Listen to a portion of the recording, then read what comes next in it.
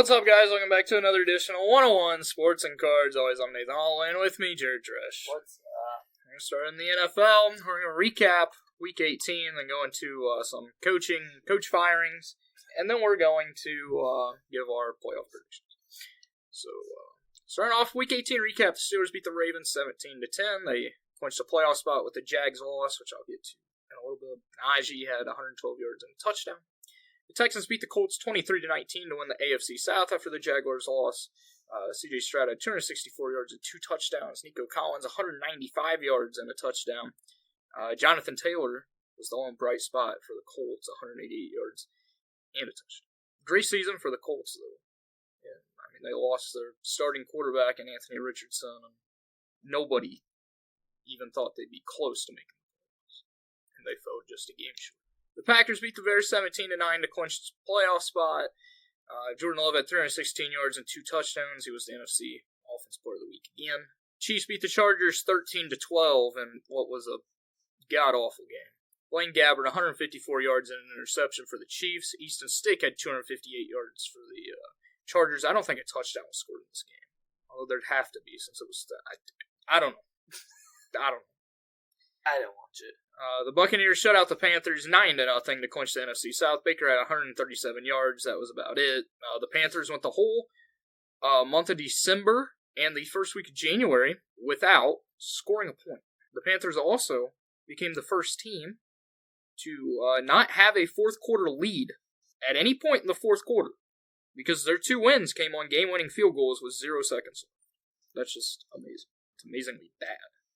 The Bengals blew out the Browns 31-14. Jake Browning, 156 yards, 3 touchdowns and a pick. Mixon had 111 yards and a touchdown on the ground. Jeff Driscoll started for the Browns. He had 166 yards, 2 touchdowns, and 2 interceptions.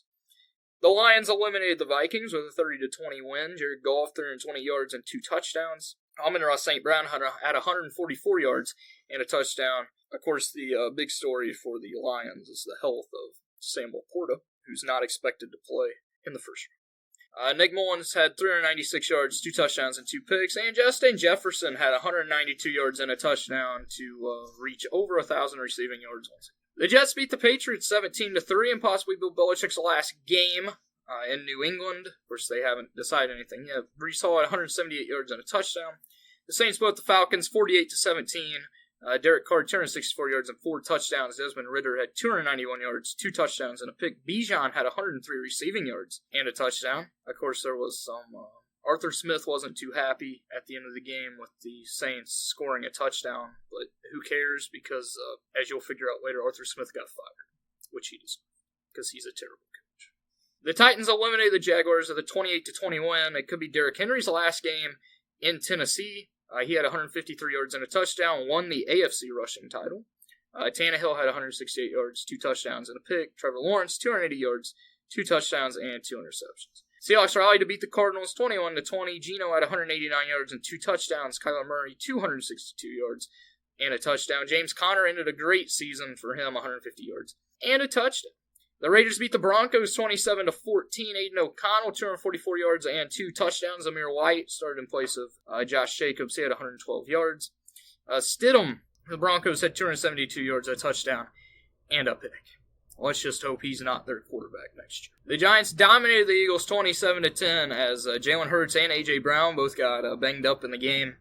Tyrod Taylor had 297 yards, a touchdown, and a pick. Saquon had 2 touchdowns. The Rams beat the 49ers 21-20. Carson Wentz, 163 yards, 2 touchdowns, an interception, and a rushing touchdown. Sam Darnold, 189 yards and a touchdown. The Cowboys beat the Commanders, clinched the NFC East. It also helped that the Eagles lost, 38-10. Dak had 279 yards, 4 touchdowns, and a pick. CD, 98 yards and 2 touchdowns. The Bills beat the Dolphins 21-14 to clinch the AFC East. Josh Allen, 359 yards, 2 touchdowns, 2 picks. Tua had 173 yards, a touchdown, and a crucial pick that ended the game in the fourth. So, some coaching firings. The Titans fired their head coach, Mike Vrabel. I think this was a terrible move.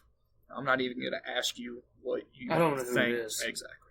I think it's a terrible move. It was not his fault that the Titans were bad. It started whenever, they traded away some of their best players and A.J. Brown a few years ago.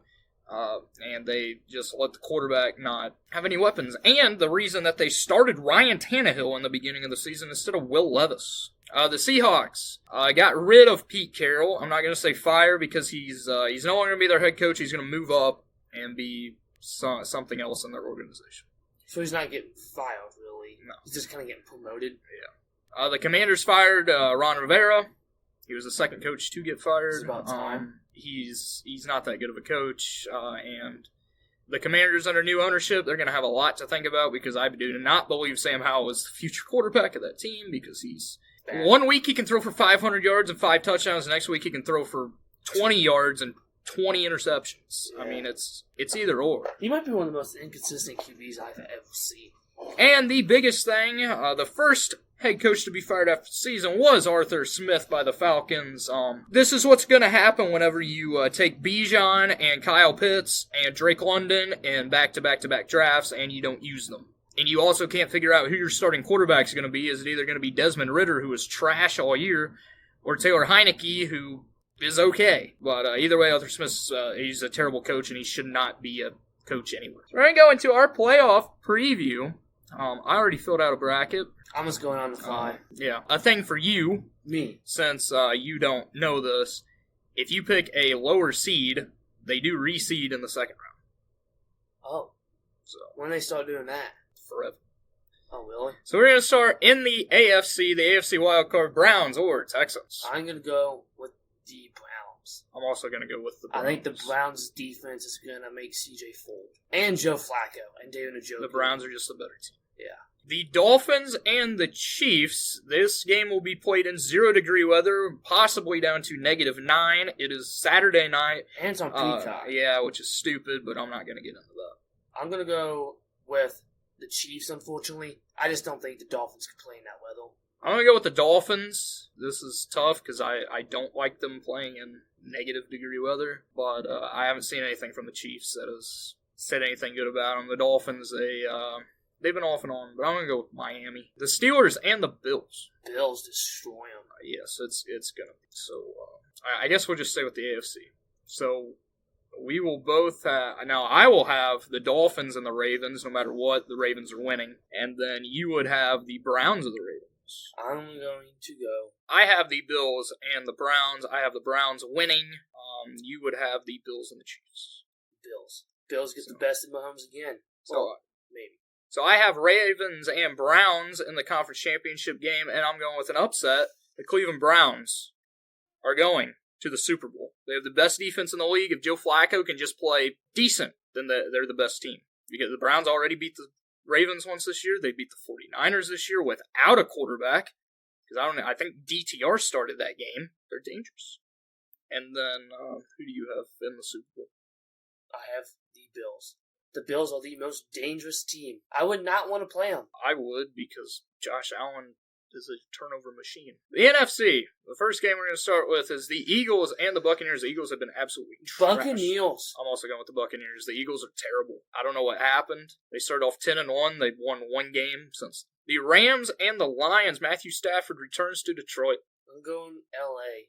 I'm also going with an upset with the Rams. I think the Rams are one of the most dangerous teams in the NFC. In the wild card round behind the Browns, they are the most dangerous team. The Lions, without Sam Laporta, they're going to be they're going to be relying on Amon-Ra St. Brown too much. And their defense gives up I believe the third most big plays of 30-plus yards. The Rams offense can easily do that every single time they touch them. We got Puka and Cooper on both sides. And Kyron Williams in the backfield. Yeah. And, Stafford just loves playing in Detroit. Yeah. Finally, the Packers and the Cowboys. I'm going with an upset. The Packers are going to beat the Cowboys. Damn. I'm also going with the Packers. The Cowboys always choke in the playoffs, especially whenever they play Green Bay. These two teams have faced off 9 times in the playoffs over the years, and Green Bay has won damn near every single one of them. So I'm going to go with Green Bay. I think not just because I'm a Packers fan, I think we're a very dangerous team. We're young. Nobody counts us in, and Jordan Love is he's the best QB right now. Quietly becoming the next great Green Bay Packers quarterback. He finished second in the league in passing touchdowns. And who's talked about it? So, this is very interesting. We're both going to have the 49ers and the Packers. I'm going to go with the 49ers. The Packers, that's where it ends. They beat one good team, and then they get destroyed by the San Francisco 49ers. I'd love to pick the Packers against the 49ers, but the 49ers have had our number in the playoffs over the last decade. 49ers. And then we both have the Buccaneers and the Rams. I'm going to go with the Rams. I'm going to go with the Bucs. I think the Bucs defense is a lot better than the Rams. I think they're going to be able to get to Stafford. I want the Bucs. Nobody thought the Bucs would be here. Some people had the Bucs as the worst team in the league. Baker, baby. So, 49ers and Rams for you. I'm going to go with the 49ers. I have the Rams and the no, I don't. I have the Buccaneers and the 49ers. I'm going to go with the 49ers. So, your Super Bowl is Ravens and 49ers, a rematch. No, yours is Bills. Yeah. Damn. I'm already forgetting. Bills and 49ers. The 49ers haven't won since the 80s. The Bills have never won one. Yeah. I am going to go with the 49ers winning it all. I have Browns and 49ers. And you know what? Screw it. I know I picked the 49ers at the beginning of the year. But damn it, Joe Flacco's leading the goddamn Cleveland Browns to the freaking Super Bowl championship. The Browns are winning the Super Bowl. And guess what? Joe Flacco is going to be their starter next year. Because screw Deshaun Watson. He is better. It's sad. The dude came off the couch. He came off the freaking bed. Shaw's bed. He came off, Joe Flacco came off the couch from 2018, the first time he's actually started games. So he fell asleep on the sideline. That's a dad out there. He is 40. He's 38. He'll be 39 he's a Hall of Famer. This week. I don't care what you say. He's not a Hall of Famer yes, right he now. is. He wins a Super Bowl with the Browns. He's a Hall of Famer. He's a Hall of Famer already. He's not a Hall of Famer. Yeah, so there you go. There's our playoff predictions. Pretty much. Well, any of them? Probably not. Who knows? The freaking Cowboys might be the deal. How dare you? Hey, it can't be a playoffs without the Cowboys and Ravens choking. Yeah. That's what always happens. Moving on to the association. Draymond Green is set to return from suspension. He did contemplate retirement, but Adam Silver talked him out of it. I don't know why, but yeah. He did say he's going to cut down on the antics, but he will not change who he is. Kawhi Leonard signed a 3-year, $153 million extension with the Clippers today. I really think it's time for Kawhi to leave. Seems like going nowhere. No. They have quietly been one of the best teams in the league since they figured it out with Harden, but I just don't see them contending in them. Actually, I don't even know about the West. The West is so weird. Yeah. The Warriors and the Lakers are fighting for a play-in spot. The Timberwolves are still leading. It's been a weird year. John Morant underwent season-ending shoulder surgery right after he came back from suspension, so hopefully it's not his shoulder of his shooting arm. I had to throw it. The Grizzlies are screwed even more now.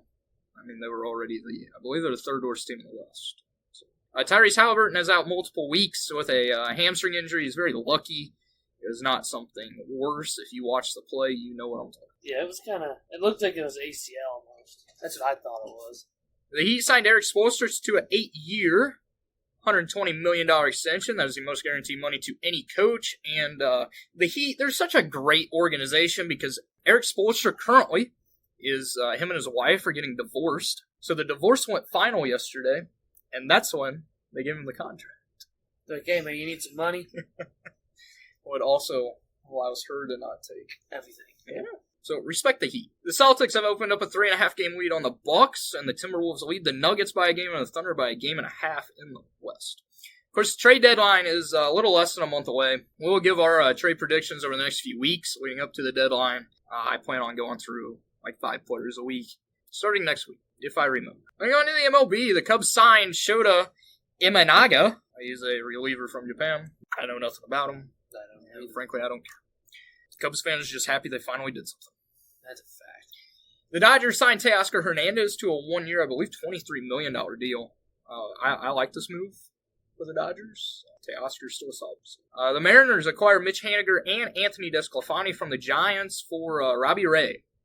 So, who won that trade? Neither team. I remember when Robbie Ray used to be good. Then he just got on the Cy Young.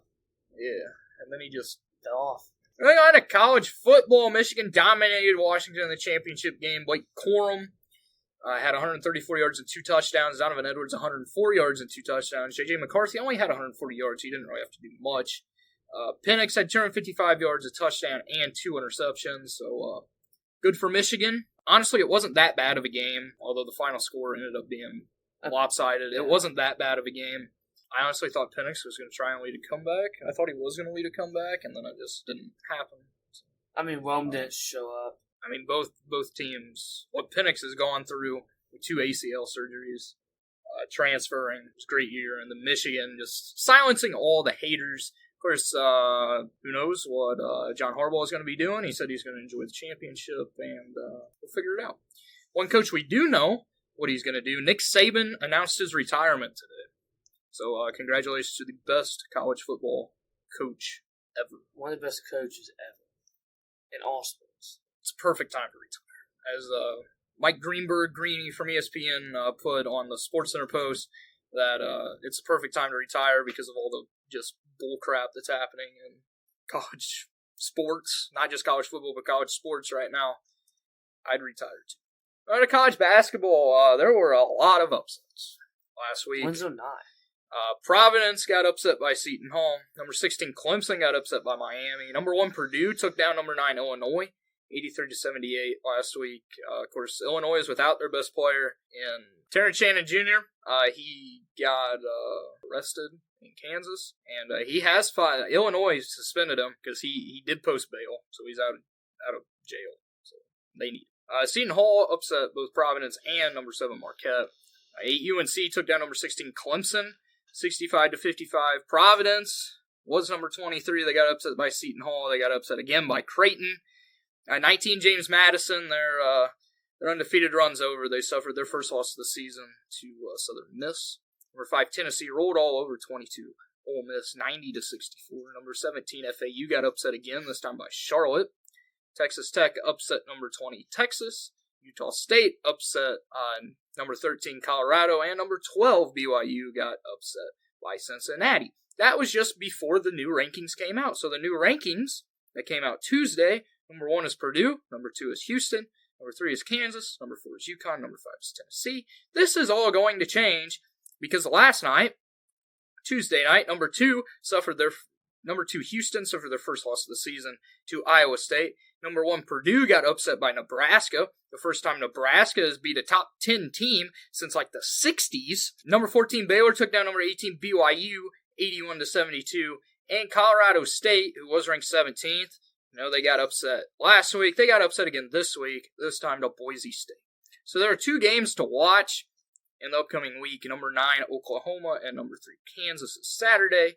And next Wednesday is number 22, Creighton, and number 4, UConn. That's all. It's been a great year in college basketball. Of course, nobody was really paying attention to college basketball because everything was surrounding college football. In other sports, Chris Kirk won the Century for the PGA last week. The Sony Open is this weekend. There's not a lot of big names, so nobody really cares. Connor Bedard was named an All-Star his rookie year, but he is out 6 to 8 weeks after surgery to fix a broken jaw. Was that a dirty hit? Yes. Yes, it was. He's there, and they know that they're getting shown up by him 18. It's very good. He does have more goals than Connor McDavid. A lot of people do now. Connor McDavid scored a goal whenever he played the Blackhawks last night. So that's all I have. You have anything else? It's not much. The person in charge of Haas for F1 quit today. Oh. I probably would too if I was running Haas. Pretty bad. Yeah, that's it. There's nothing else going on. Enjoy the playoffs. They start Saturday. There are 2 or 3 games Saturday. All on NBC, one on Peacock, which is stupid, but like I said, I'm not going to get into it. And the rest are Sunday. There is one Monday night game, which is the Eagles and Buccaneers. So enjoy that. I'll be watching Sunday. Packers take down the Cowboys. Beat the Cowboys, because screw Dallas. It's either going to be the Packers win or the Cowboys win by just blowing them out. No, they're not going to blow us out. Thank you guys for listening. As always, come back here next week. Peace.